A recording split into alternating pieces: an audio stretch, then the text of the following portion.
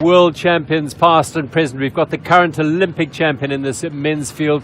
As said, world champions both cross-country and marathon. And of course, two riders who won this title, 5 to those who weren't aware this was going on. Yellow jerseys right at the front. Avancini off the tar road. And there is a service road, a dirt road if you like, that runs parallel to the tar road for a little while as they run parallel to town, and soon enough they would be turning away from Hermanus and up the first challenge of the day. Whoopsie, dust. One of the riders just losing his footing there. It looked, it may have been one of the ready riders, not sure. Matt Beers or Connie Losa. No damage done there. So the first challenge was the Rotary Way climb. It's a famed and fabled road climb up onto the mountaintop, the cliffs that overlook beautiful Walker Bay here. And they had to just get those legs moving. The world champion there, Nino Schurter, prominent there. Kalle Freiberg, the Swedish champion, in the mix as well. That's the view from right on top of Rotary Way. Quite spectacular, overlooking the town of Hermanus. And the pace generous enough, but as you heard from those riders, there won't be too many attacks.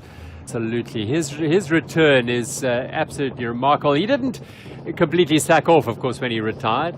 He was very much part of the specialized cross-country setup around the world at the World Cups and the Olympic Games.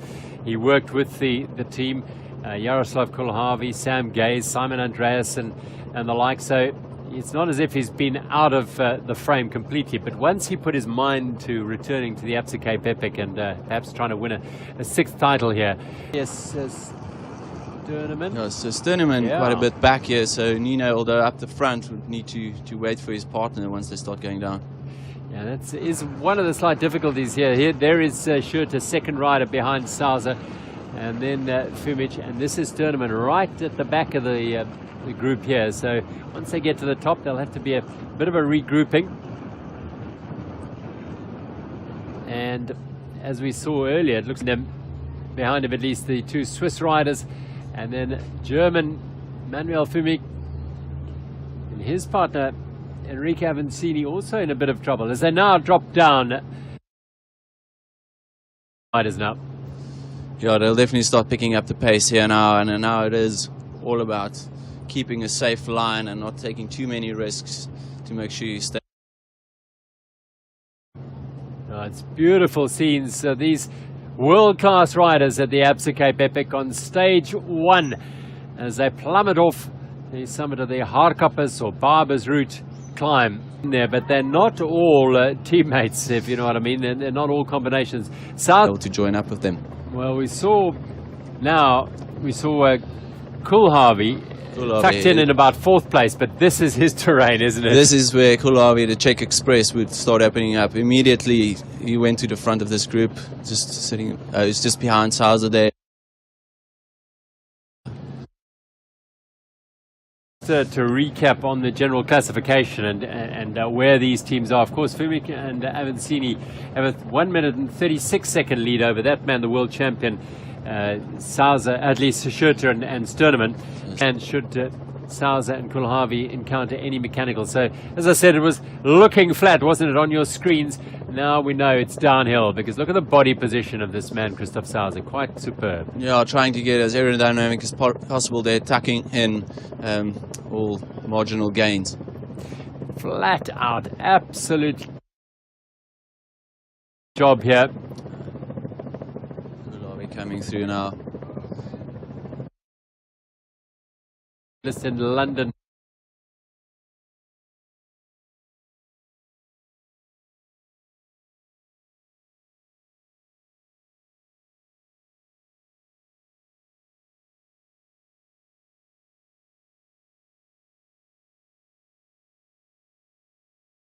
Spitz and Willemoyer last year, you could definitely see once they started getting into the race, getting used to the conditions, their results came and they picked up the pace and really put Spur into difficulty on the last 3 stages. Bear with us, occasionally we will lose our pictures from out on the route, but bringing you live coverage of this First full marathon stage of the Absa Cape Epic, and there are 4 riders up front now, and it is the pair of the yellow jersey, Cannondale Factory Racing, Manuel Fumic, and on the front there, his partner Enrique Avancini. I think this might be the chase group trying to get back to the leaders. Day like this, here comes the group, all together. So we'll be interested to see if they stop at all, or if they just keep on going. So I think that was a calculated move from Investec Songo Specialized, knowing that on caught by the 4-strong group, and decided to rather refuel and get themselves ready to make sure they stay in this group. They should decide, should they conserve, should they stay with the group. Well, you saw there, Schurter put his hand into his pocket and pull out what was probably an energy gel.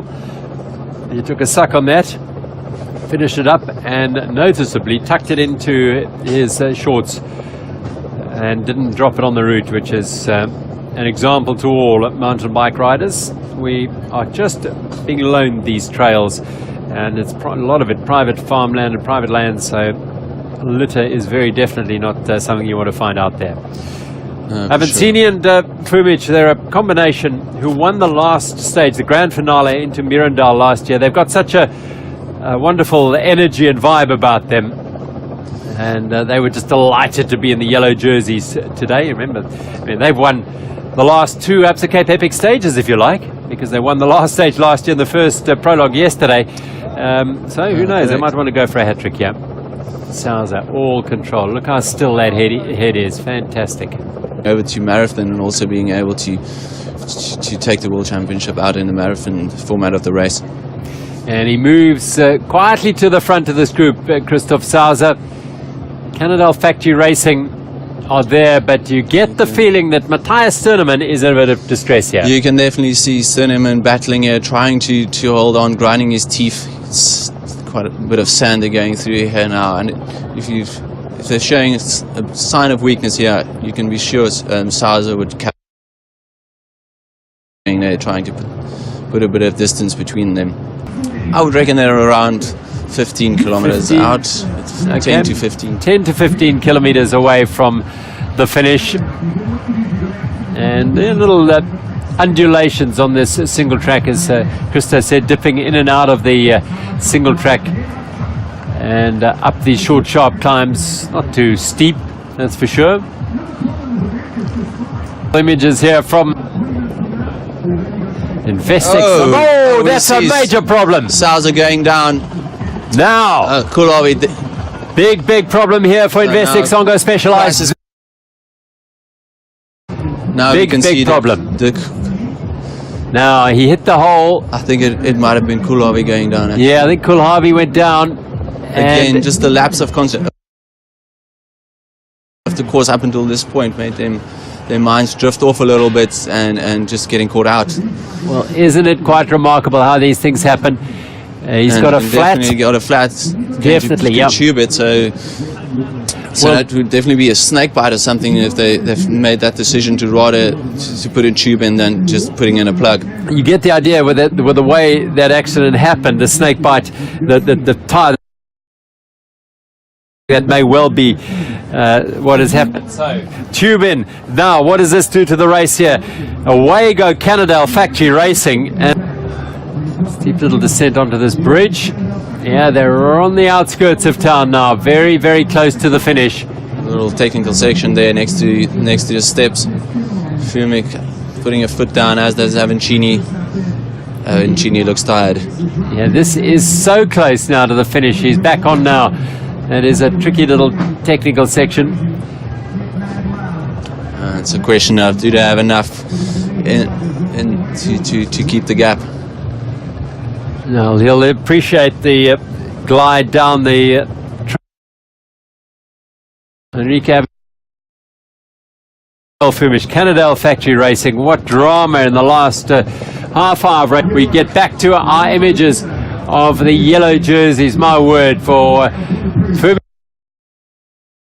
Like every pedal stroke is only gaining them a centimetre, but they are closing in on the finish here now very, very quickly. A look again on that corner from Fumich. It is around the Cape-Epic Stage 1. Yeah, so barring any accident for Team Canada Factory Racing, they hook a right here. And this is right on the outskirts here. They'll turn into the finish here. They come onto the finish chute. Stage 1 and a second victory in a row. Manuel Fumich and Henry Gavantini have done it again. They've consolidated their lead. They've done the yellow jersey proud. They are Stage 1 winners in remarkable fashion here at Hermanus High School. What a win. Henrik, tudo bem? Congratulations. We saw you when you got off the bike, really very hot. Big heat today. Yeah, it was a really hard day to me. I was a bit unlucky on two key moments of the race. First on the long climb and the long pass.